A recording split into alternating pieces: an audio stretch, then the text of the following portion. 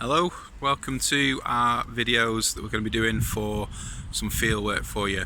As you know, at the moment fieldwork's in the air a little bit in terms of we don't know whether it's going to be on the GCSE in 2021, but we thought we'd do a virtual fieldwork anyway for you, just to introduce you to some key concepts that you're going to be looking at in lessons anyway.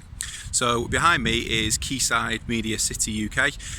Quayside is the newly named Lowry Outlet Mall, and then behind me here is the Lowry Outlet, the Lowry Theatre. These have been around for about 20 years now, opened up in about the year 2000. In 1996 there was a massive project, loads of investment to redevelop Salford Quays. As it was known, it was then Salford Docks.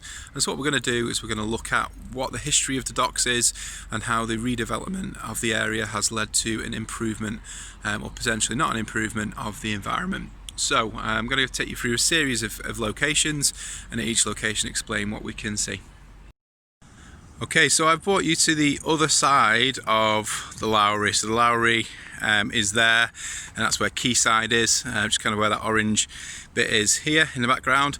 So the bridge we've just crossed over was a bridge that was created. It's called the Millennium Bridge. It's a rising bridge, and it was designed because you still get ships coming through here that obviously are higher than the base of that bridge. So that rises up to be able to let the bridges through, and it was a Millennium project that was put in by the European Commission to kind of look at the heritage of the area. If you look at the buildings around here, they're all kind of weird shapes, including the ones that are over at Media City. And the shapes of the buildings around here are designed to reflect the heritage of the area and the history of the area. So they are shaped like sails, or like the hull of a ship. So they're kind of rounded at one end and flat at another, to show that this area used to be a working docklands.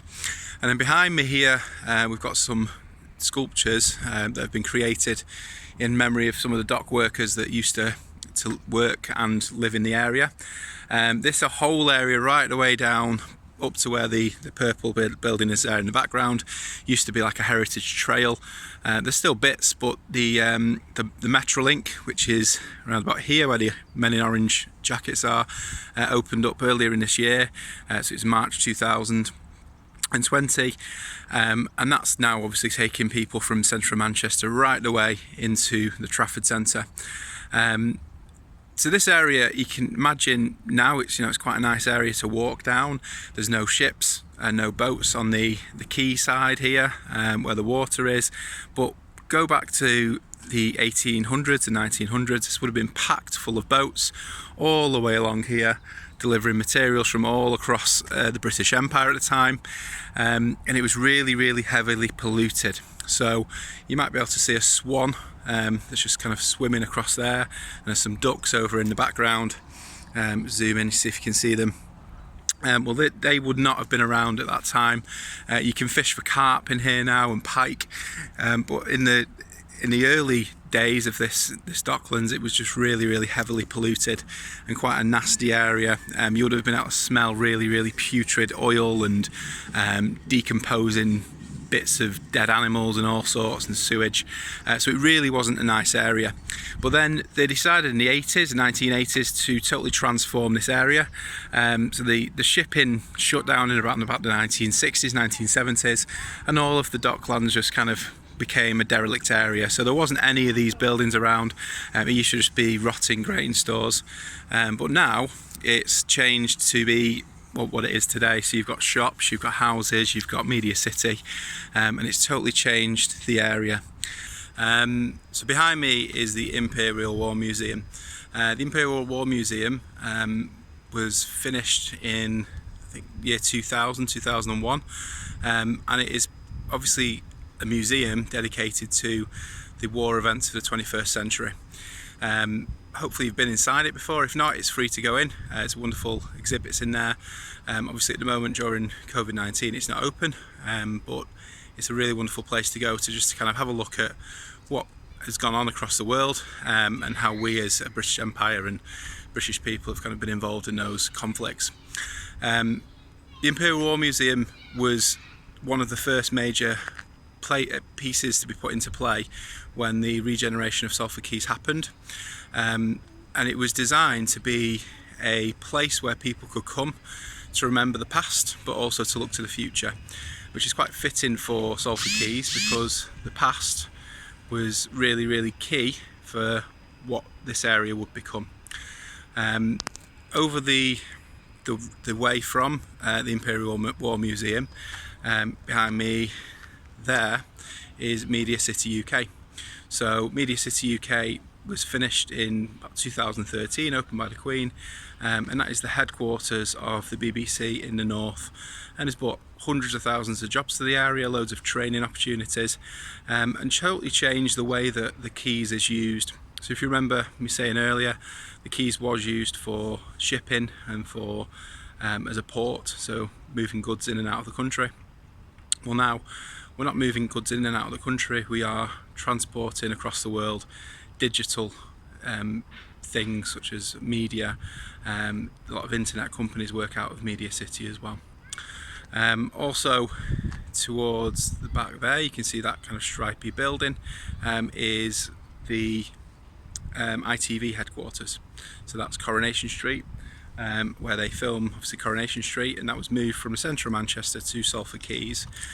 So again, showing that the regeneration of this area has massively changed how the area is actually used. What we're going to do, we're going to go over to Media City itself.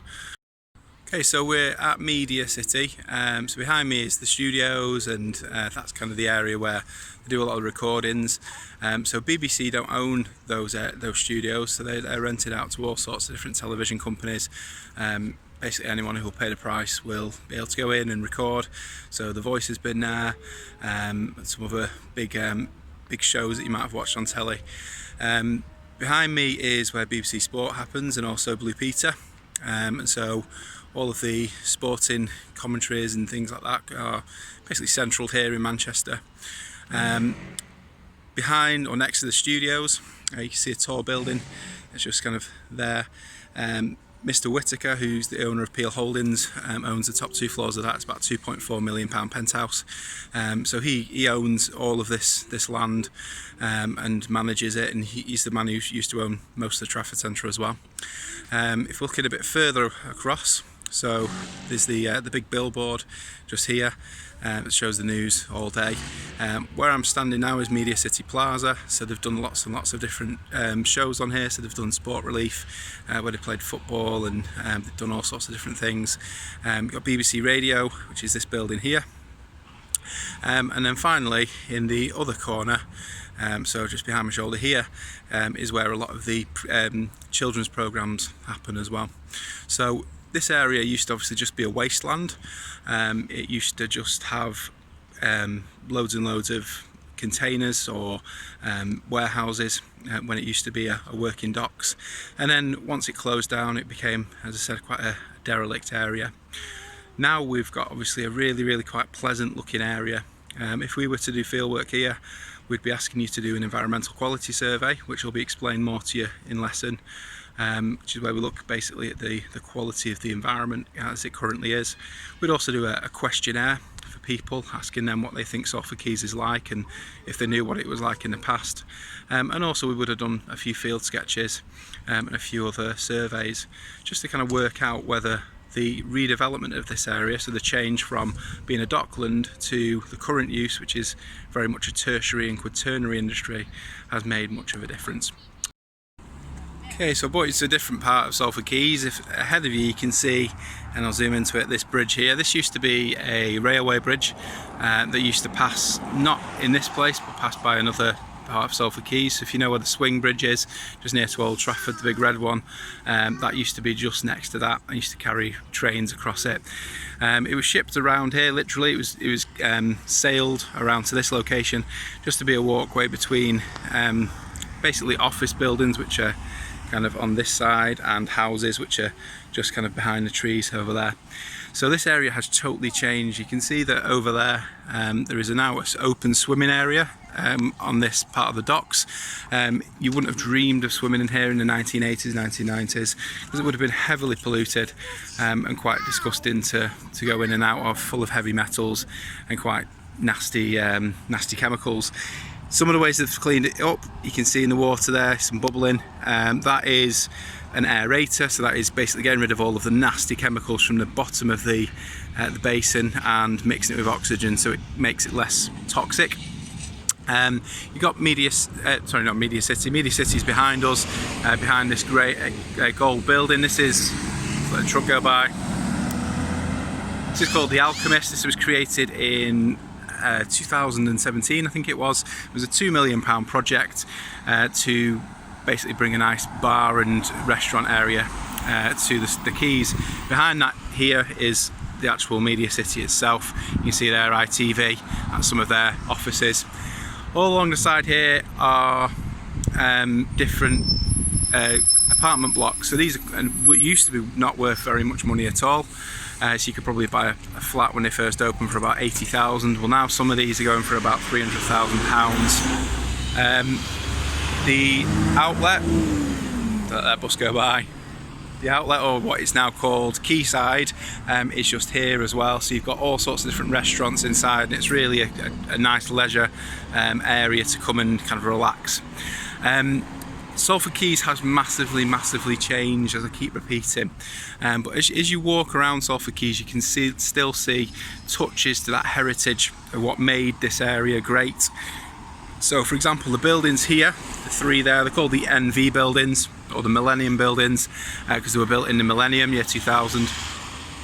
Those are shaped, as you can see, kind of like sails, again a nod to the local history of the area.